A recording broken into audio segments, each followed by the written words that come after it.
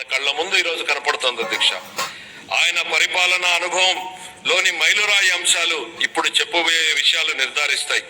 1995 నుండి 99 వరకు ముఖ్యమంత్రిగా ఆయన మొదటి పదవీ కాలం గణనీయమైన ఆర్థిక సంస్కరణలు, మౌలిక సదుపాయాలు, అభివృద్ధి మరియు సమాచార సాంకేతిక పరిశ్రమల అభివృద్ధితో గుర్తింపు పొందింది. ఆయన ప్రగతిశీల నాయకత్వంలో ఉమ్మడి ఆంధ్రప్రదేశ్ దేశానికే చక్కటి అభివృద్ధి నమూనాగా నిలిచింది. ఉమ్మడి ఆంధ్రప్రదేశ్ రాష్ట్రాన్ని వ్యవసాయ ఆధారిత రాష్ట్రం నుంచి సాంకేతిక పరిజ్ఞానానికి మూల స్తంభంగా మరియు సమాచార సాంకేతిక సేవల కేంద్రంగా మార్చడంలో ఆయన కీలక పాత్ర పోషించారు. ఆయన చేపట్టిన అనేక విధానాలు మరియు పాలనా కార్యక్రమాలు తర్వాతి కాలంలో జాతీయ విధానాలుగా రూపొందించుకున్నాయి. రేపటి రోజున దేశం చేసే ఆలోచన ఆంధ్రప్రదేశ్ ఈ రోజే చేస్తుంది అనే పేరుని తీసుకొచ్చారు.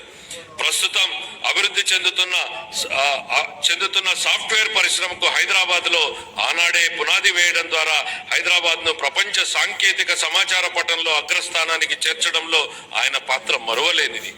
ఇంజనీరింగ్ కళాశాలలు మరియు సమాచార సాంకేతిక రంగాలలో ఆయన చేసిన విధానపరమైన నిర్ణయాలు మన రాష్ట్ర ప్రజలకు ప్రపంచవ్యాప్తంగా అవకాశాలు కల్పించాయి.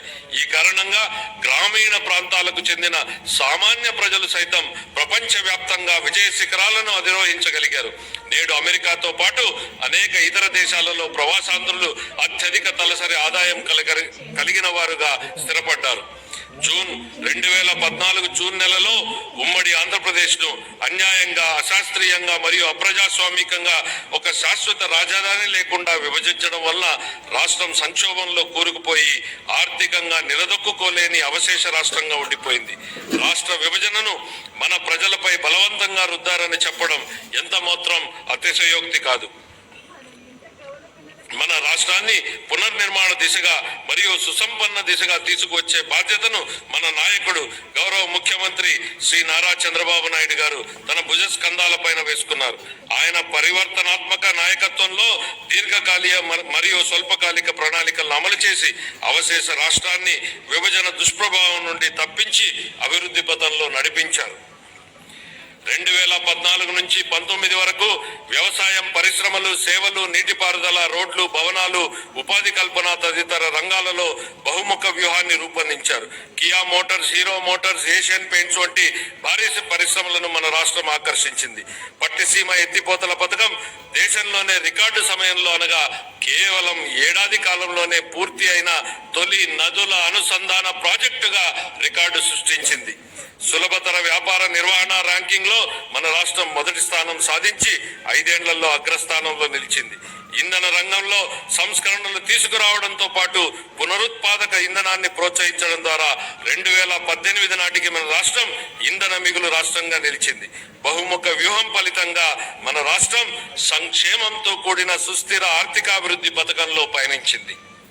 అయితే 2019 తర్వాత జరిగిన పరిణామాలు మన రాష్ట్ర చరిత్రలో ఒక చీకటి దిశగా చెప్పుకోవడానికి గౌరవ ముఖ్యమంత్రి గారి నాయకత్వంలో కృషి చేస్తుంది. ఈ రోజు నేను ప్రవేశపెడుతున్న బడ్జెట్ ప్రతిపాదనలు రాష్ట్ర ఆర్థిక నేపథ్యాన్ని దృష్టిలో ఉంచుకుని మరియు ఆర్థిక పునరుజ్జీవనమే లక్ష్యంగా మరియు సంపదను సృష్టించే విధంగా ఆర్థిక చక్రాన్ని పునఃప్రారంభించాలనే ఉద్దేశంతో రూపొందించబడినవి.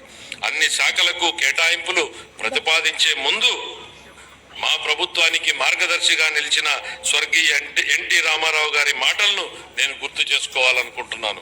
సమాజమే దేవాలయం, ప్రజలే దేవుళ్ళు. వ్యవసాయం మరియు అనుబంధ రంగాలు.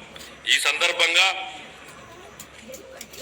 నాకు తెలుగు పునరుజ్జీవనోద్యమ పితామహుడిగా పేరు పొందిన కందుకూరి వీరేశలింగం గారి ఆలోచనలు గుర్తుకొస్తున్నాయి. వ్యవసాయం చేసే చేతులకు మనం సాయం అందించాలి, అదే దేశ సౌభాగ్యానికి మార్గం. మా ప్రభుత్వానికి వ్యవసాయ రంగ అభివృద్ధి మరియు రైతుల సంక్షేమమే అత్యంత ప్రాధాన్యం. మా వ్యవసాయ శాఖ మంత్రి గారు 2024-25 వ్యవసాయ బడ్జెట్ ను ప్రవేశపెట్టేటప్పుడు వ్యవసాయ అభివృద్ధికి మా ప్రభుత్వం చేపట్టిన విధానాలను పూర్తిగా వివరిస్తారు. సూపర్ 6 హామీలలో భాగంగా మా ప్రభుత్వం అన్నదాత సుఖీభవ, ప్రధానమంత్రి కిసాన్ పథకం ద్వారా అర్హులైన రైతులకు పెట్టుబడి సాయం ప్రకటించింది. మా ప్రభుత్వం రైతుల సమగ్రాభివృద్ధికి పొలం పిలుస్తోంది. వడ్డీ లేని రుణాలు, భూసార కార్డుల పంపిణీ, వ్యవసాయ పనిముట్ల సరఫరా, భూసార పరీక్షల ప్రయోగశాలలు, పొలంబడి వంటి పథకాలను అమలు చేస్తోంది. 2024-25 ఆర్థిక సంవత్సరం రబీ కాలం నుండి పంటల బీమా పథకాన్ని సవరించడం మరియు స్వచ్ఛంద నమోదు నమూనాన్ని అవలంబించడం వలన రైతులు వారి వ్యక్తిగత అవసరాల ఆధారంగా ఈ పథకాలలో పాల్గొనే స్వేచ్ఛను, వెసులుబాటును కల్పించడం జరిగింది. గ్రామీణ ఆర్థిక వ్యవస్థ స్థూల విలువను పెంచడంలో పశు సంవర్ధక రంగం కీలక పాత్ర పోషిస్తుంది.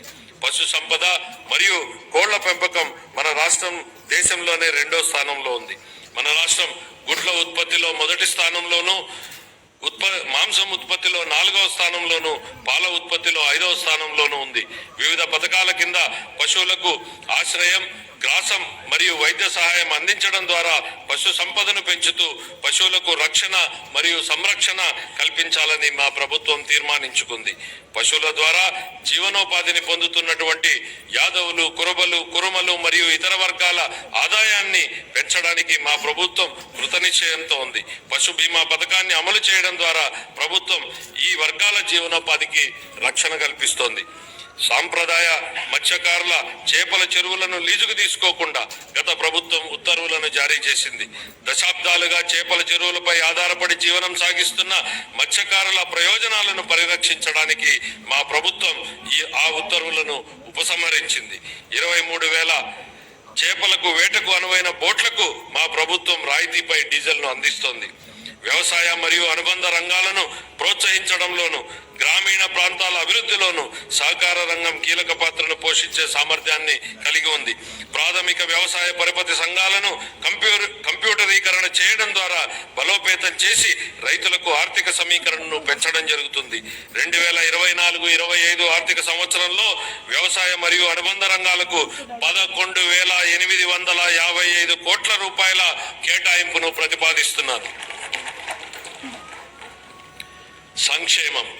మన గౌరవ ముఖ్యమంత్రి గారు సంక్షేమం గురించి ఇలా అంటుంటారు: ప్రజలు ఎల్లప్పుడూ సంక్షేమం మరియు అభివృద్ధి, సుపరిపాలనను కోరుకుంటారు. వాటిని అందిస్తున్నంత కాలం ప్రజలు మనతోనే ఉంటారు. సంక్షేమం మరియు అభివృద్ధిని సమతుల్యం చేయాలనే విశ్వాసం 3 దశాబ్దాల కింద 1995లో ఉమ్మడి ఆంధ్రప్రదేశ్ రాష్ట్ర ఆర్థిక మంత్రిగా ఆయన చేసిన తొలి బడ్జెట్ ప్రసంగం నుంచే మనకు స్పష్టమవుతుంది అధ్యక్ష. ఆయన మాటల్లోనే స్థూలంగా చెప్పాలంటే మా ప్రభుత్వ ప్రధాన ఆశయం పేదరిక నిర్మూలన, బడుగుల సంక్షేమమే మా పరమావధి. పేదల సంక్షేమానికే మా ప్రభుత్వం సర్వదా అంకితం. అంత మాత్రాన రాష్ట్ర సర్వతోముఖాభివృద్ధి కుంటుపడనిస్తామని అనుకోవద్దు. ఆ పని ఎప్పటికీ జరగదు. నిధుల కొరత కారణంగా ఏ అభివృద్ధి కార్యక్రమం కుంటుపడరాదన్నది మా ధ్యేయం. అలా కుంటుపడకుండా కృషి చేస్తాం. విద్యాభివృద్ధి, సామాజిక ఆర్థికాభివృద్ధి, సంక్షేమం మరియు హక్కుల పరిరక్షణ కోసం వివిధ పథకాలను అమలు చేయడం ద్వారా అన్ని సామాజిక వర్గాల అభివృద్ధికి మా ప్రభుత్వం కట్టుబడి ఉంది. సంక్షేమానికి పెద్దపీట వేస్తూ స్వర్ణాంధ్ర 2047 దిశగా మేనిఫెస్టోలో ఇచ్చిన హామీలకు అనుగుణంగా మా ప్రభుత్వం ఎన్నో పథకాలను రూపొందిస్తోంది.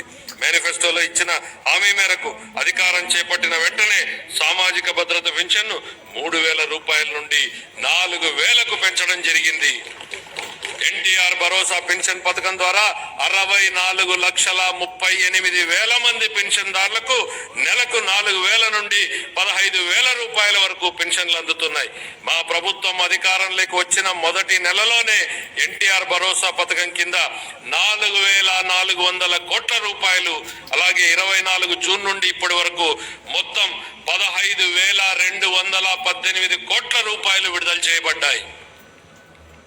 కళాశాలల నుండి ధృవపత్రాలు పొందేందుకు, విద్యార్థులకు ఇబ్బందులు తలెత్తకుండా ఉండేందుకు మెట్రిక్ అనంతర ఉపకార వేతనాలను నేరుగా కళాశాల ఖాతాలలోకి విడుదల చేస్తోంది. గత ప్రభుత్వం మిగిల్చిన పెండింగ్ ఫీజు రీయింబర్స్మెంట్ బకాయిలను కూడా దశల వారీగా విడుదల చేసేందుకు ప్రయత్నాలు జరుగుతున్నాయి. మా ప్రభుత్వ పథకాలు మాలదాసరి, మాదిగ, రెల్లి, అరుంధతీయ మరియు ఇతర షెడ్యూల్డ్ కులాల వర్గాలకు మేలు చేస్తాయి. రజకులు, దూదేకులు, నాయీ బ్రాహ్మణుల వంటి సాంప్రదాయ వృత్తి సమూహకాలకు ఆధునిక వృత్తి పద్ధతుల ద్వారా వారి జీవనోపాధిని పెంపొందించడానికి ఆర్థిక సహాయం అందించాలని ప్రతిపాదించబడింది. సాంప్రదాయకంగా నైపుణ్యం కలిగిన నేత కార్మికులకు వారి నైపుణ్యాలను మెరుగుపరచడానికి వీలుగా ఆర్థిక సహాయం కూడా అందించడం జరుగుతోంది.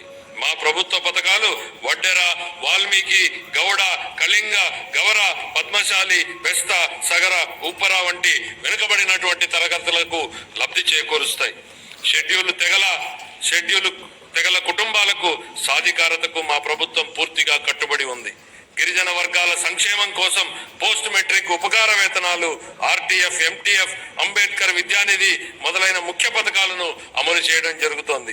గిరిజన ప్రాంతాలలో మౌలిక సదుపాయాల అంతరాలను పూడ్చడంతో పాటు నాణ్యమైన విద్య, పౌష్టిక ఆహారం మరియు ఆరోగ్య సంరక్షణ మరియు గిరిజన వర్గాల ఆర్థికాభివృద్ధిపై కూడా మా ప్రభుత్వం ప్రత్యేక దృష్టిని సారించనుంది.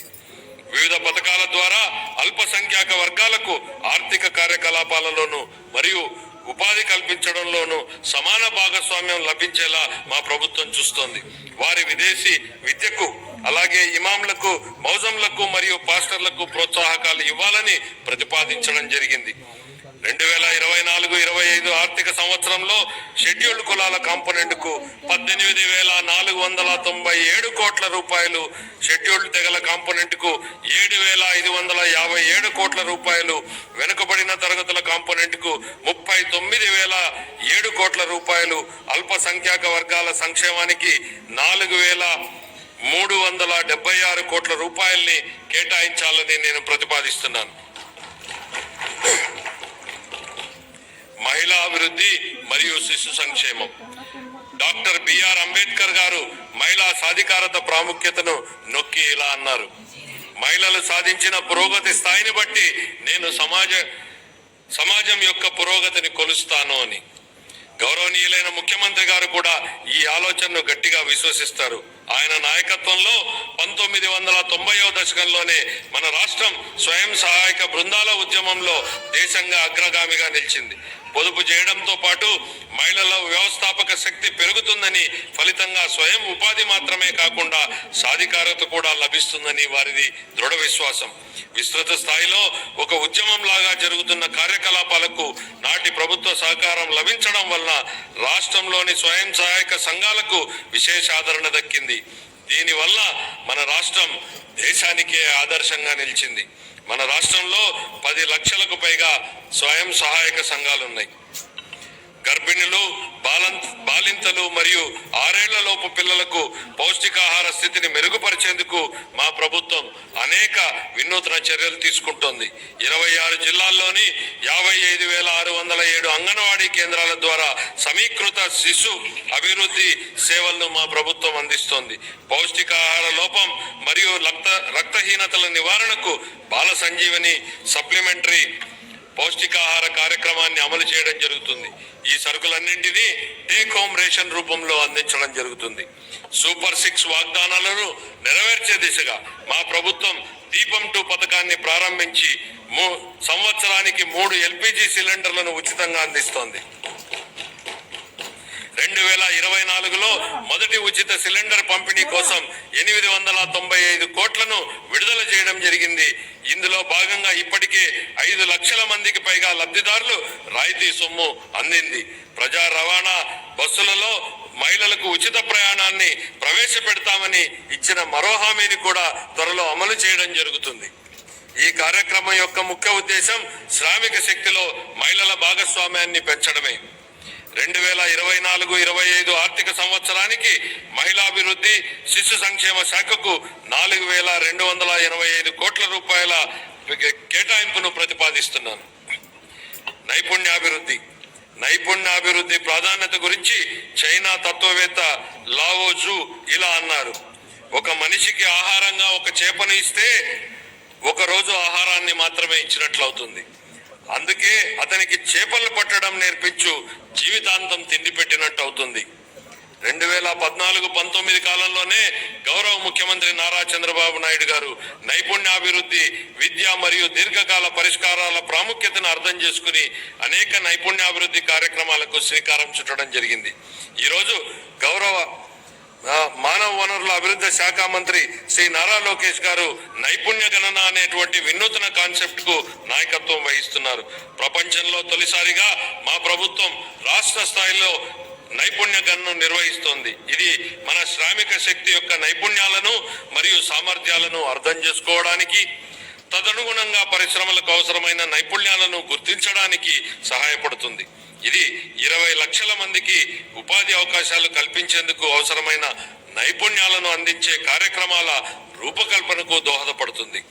ఇదే సమయంలో మా ప్రభుత్వం 192 నైపుణ్య కేంద్రాలు, నైపుణ్య కళాశాలలు మరియు నైపుణ్య విశ్వవిద్యాలయాల ద్వారా నైపుణ్య రంగంలో మౌలిక వనరులను బలోపేతం చేస్తుంది. ప్రాధాన్య రంగాలలో విదేశీ ఉపాధి అవకాశాలను అందిపుచ్చుకునేలా తయారు చేయడమే స్కిల్ ఇంటర్నేషనల్ యొక్క తాజా ప్రయత్నం. 2024-25 సంవత్సరానికి గాను నైపుణ్యాభివృద్ధి శాఖకు 1215 కోట్ల రూపాయల కేటాయింపును ప్రతిపాదిస్తున్నాను. పాఠశాల విద్య. ప్రభుత్వం మరియు ప్రైవేటు పాఠశాలలో 1వ తరగతి నుంచి 12వ తరగతి వరకు చదివే పిల్లల తల్లులకు తల్లికి వందనం పథకం ద్వారా ఆర్థిక సహాయాన్ని అందిస్తూ మా ప్రభుత్వం సూపర్ 6 హామీని నెరవేరుస్తుంది. పేదరికం కారణంగా ఏ పిల్లవాడు విద్యకు దూరం కాకూడదు అనేది ఈ పథకం లక్ష్యం. ఇందుకే మధ్యలో చదువు మానేసిన పిల్లల సంఖ్యను గణనీయంగా తగ్గించడానికి సహాయపడుతుంది. పాఠశాలల్లో మౌలిక సదుపాయాలను, విద్యార్థుల అభ్యసన ఫలితాలను మెరుగుపరిచేందుకు మా ప్రభుత్వం సమగ్ర సంస్కరణలు చేపడుతోంది. మన యువతకు ఉపాధి అవకాశాలు కల్పించడానికి మరియు విద్యా వ్యవస్థలో యువ ఉపాధ్యాయులను నూతన శక్తి నింపేందుకు ఖాళీగా ఉన్న 16,347 పోస్టులను భర్తీ చేసే దిశగా మెగా డిఎస్సి నియామకాన్ని ప్రకటించడం జరిగింది. ఇది మా ప్రభుత్వం తీసుకున్న ప్రధాన నిర్ణయాలలో ఒకటి. ముఖ్యమైన పథకాలకు ప్రముఖ విద్యావేత్త సర్వేపల్లి రాధాకృష్ణన్ మరియు సామాజిక కార్యకర్త శ్రీమతి డొక్కా సీతమ్మ గారి పేర్లను మా ప్రభుత్వం పెట్టింది. ఉపాధ్యాయుల బోధనపై మరింత దృష్టి పెట్టేందుకు వీలుగా అవసరమైన యాప్లను తొలగించడం ద్వారా ఉపాధ్యాయులపై యాప్ల భారాన్ని తగ్గించడం జరిగింది. ఇంటర్ విద్యార్థులకు ఉచితంగా పాఠ్య పుస్తకాలు మరియు బ్యాగులు అందించడం జరిగింది. 2024-25 ఆర్థిక సంవత్సరానికి గాను పాఠశాల విద్యాశాఖకు 29,909 కోట్ల రూపాయల కేటాయింపును ప్రతిపాదిస్తున్నాను. ఉన్నత విద్య. స్వర్ణాంధ్ర విజన్ 2047 లో భాగంగా మా ప్రభుత్వం రాష్ట్రంలోని అన్ని విశ్వవిద్యాలయాలను బలోపేతం చేయడానికి, ఖాళీగా ఉన్న పోస్టులను భర్తీ చేయడానికి జాతీయ సంస్థాగత స్థాయి చట్రంలో అత్యున్నత స్థాయి విశ్వవిద్యాలయాలుగా అవతరించడానికి చొరవ తీసుకుంటోంది. అమరావతి, తిరుపతి మరియు విశాఖపట్నంలో కనీసం 3 విజ్ఞాన నగరాలను ఏర్పాటు చేయాలని మా ప్రభుత్వం లక్ష్యంగా పెట్టుకుంది. నాణ్యమైన విద్యకు అత్యంత నైపుణ్యం కలిగిన అధ్యాపకులు అవసరమని గుర్తించి వచ్చే 3 ఏళ్లలో 18,000 మంది అధ్యాపకులకు శిక్షణాభివృద్ధి కార్యక్రమాలను ప్రతిపాదించడం జరిగింది.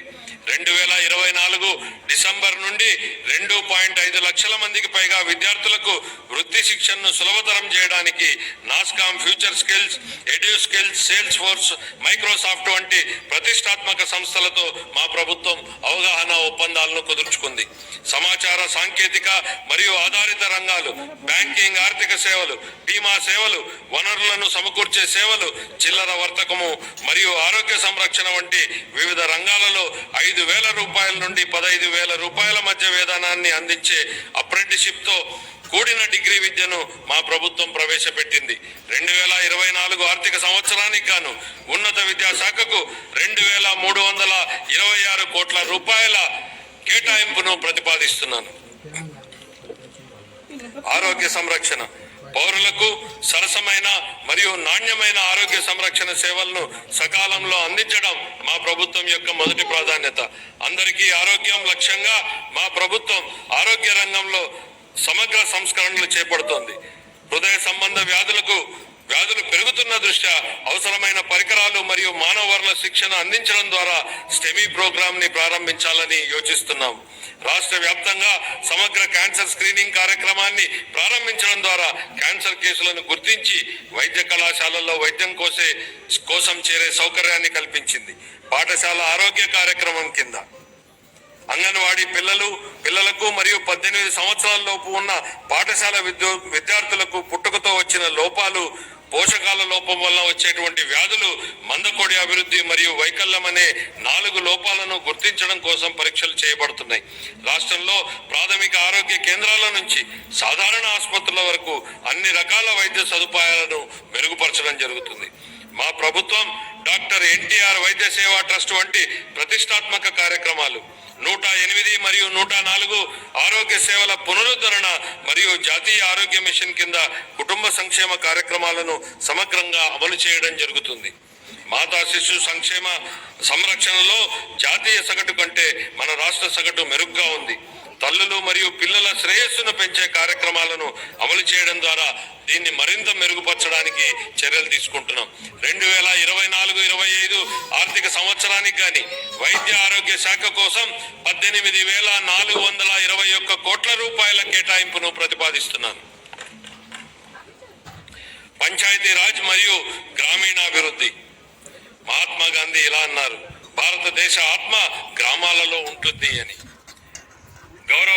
గౌరవనీయ ఉప ముఖ్యమంత్రి శ్రీ కొణిదెల పవన్ కళ్యాణ్ గారి సమర్థ నాయకత్వంలో స్థానిక స్వపరిపాలన నిజమైన స్ఫూర్తితో ప్రోత్సహించడం ద్వారా పంచాయతీరాజ్ వ్యవస్థకు పూర్వవైభవం తీసుకురావడానికి ఇప్పటికే మా ప్రభుత్వం చాలా కార్యక్రమాలు చేపట్టింది.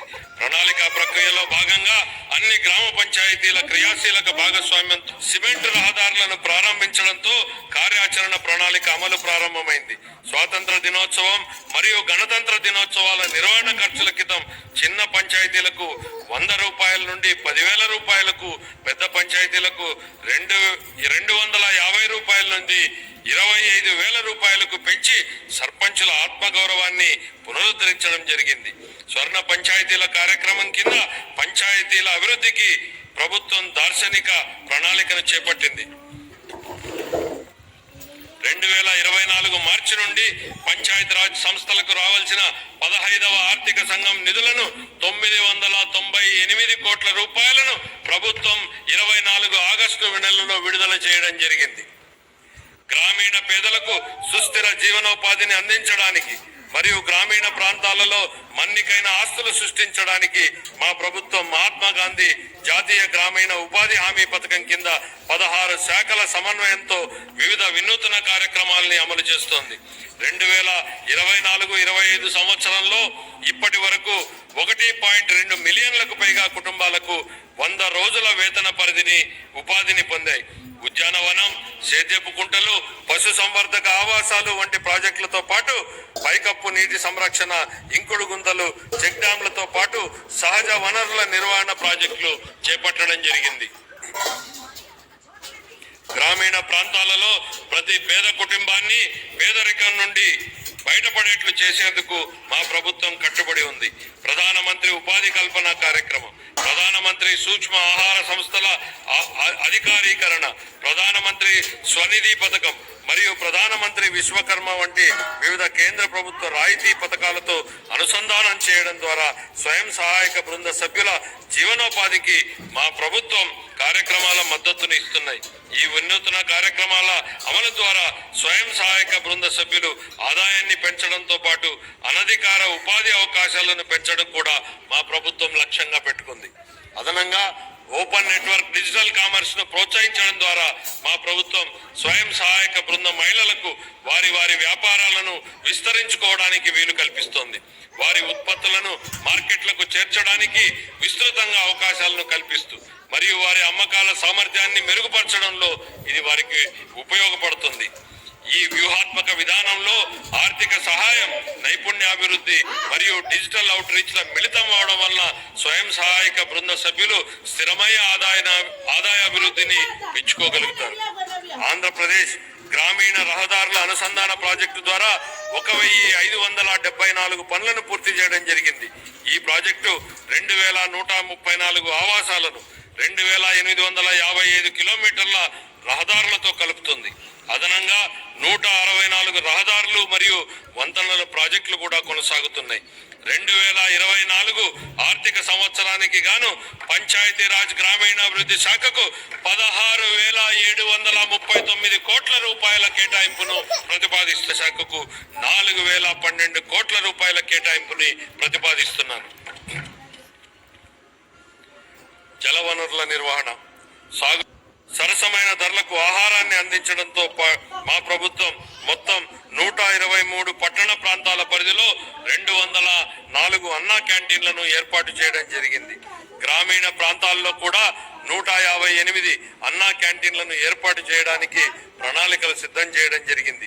2024-25 ఆర్థిక సంవత్సరానికి పురపాలక పట్టణాభివృద్ధి శాఖకు 11,490 కోట్ల రూపాయల కేటాయింపును ప్రతిపాదిస్తున్నాను.